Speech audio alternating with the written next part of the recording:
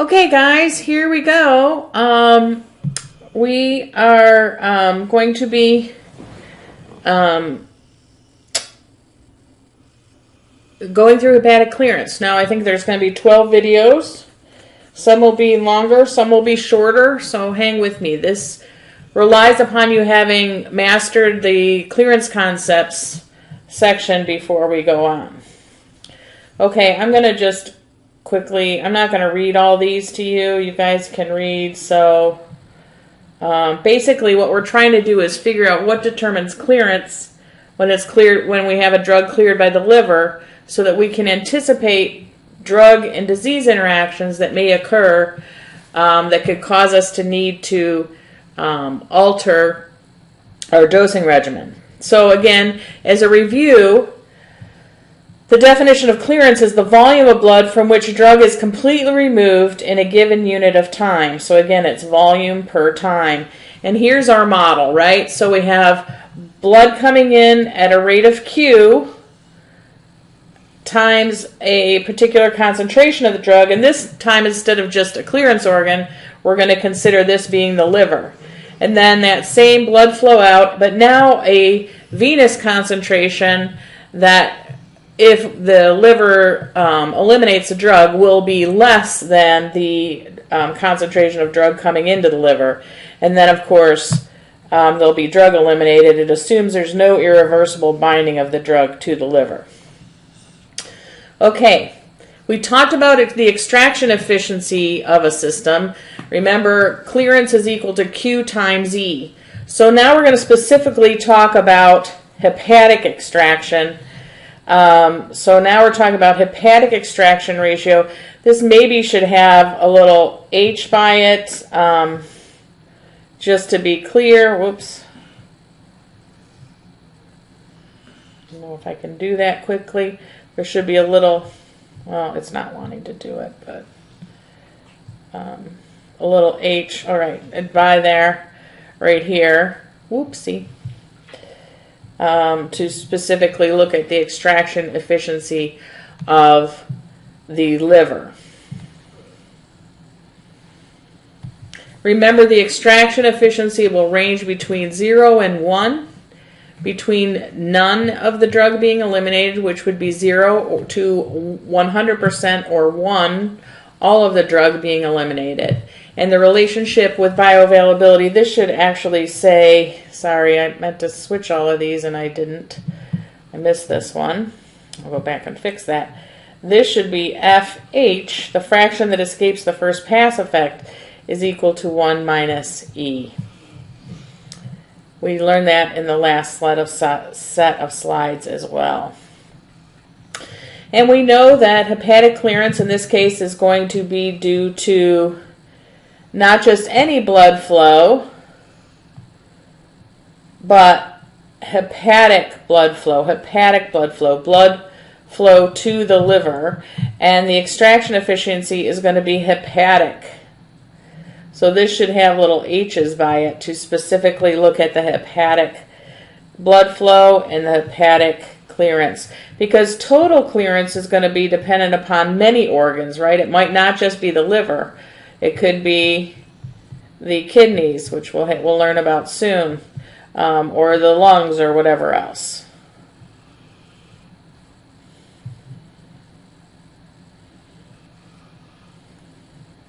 Oops, sorry.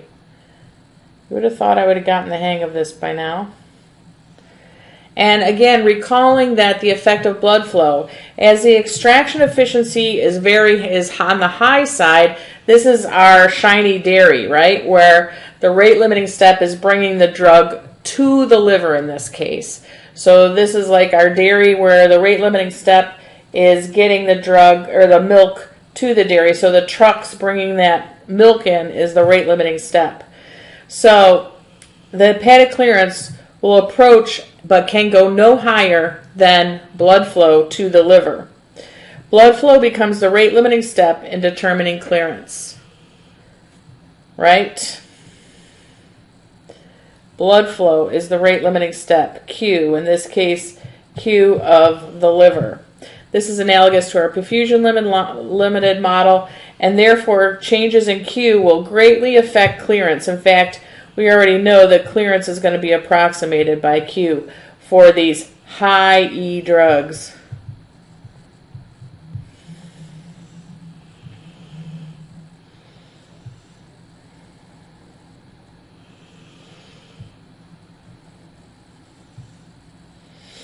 Now, for our low E drugs, it's the other end of the spectrum, right? So we have low E drugs where the E is approaching 0.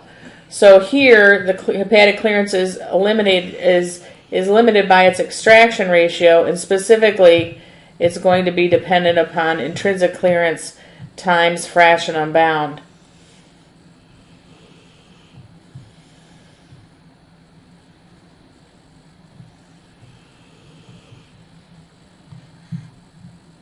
The determinants of hepatic clearance are going to be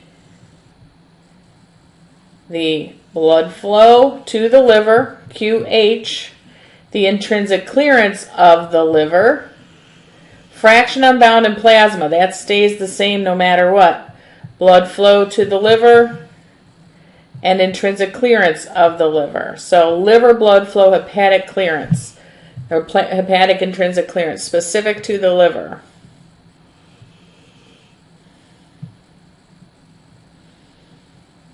Okay, what are the determinants of hepatic clearance? Well, the first one is going to be liver blood flow, so Q.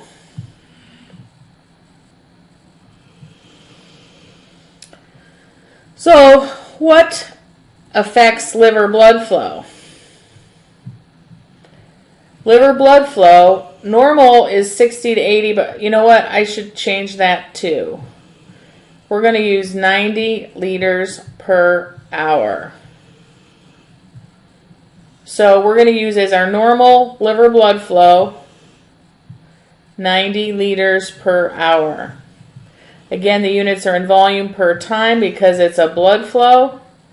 And here are some things that can alter our liver blood flow. CHF, which stands for congestive heart failure. Congestive. If you haven't heard that before, heart failure. And what that will do is cause the heart to be inefficient in its pumping, and therefore you will see a decrease in the liver blood flow. Shock will also decrease liver blood flow pretty significantly. Cirrhosis changes liver blood flow. Cirrhosis changes liver tissue from being nice and spongy into hard and rock-like. So it's not so much that what will happen there is the blood will not be able to flow correctly, so you will also see a decrease in liver blood flow in CHF, in cirrhosis. So that's also important. So you also will see, you will see an increase in blood flow just after you eat for 1 to 2 hours usually. You can see an increase in liver blood flow. And drugs can increase or decrease liver blood flow, and it's usually dependent upon its effect on cardiac output, which you'll learn more about in cardio next semester.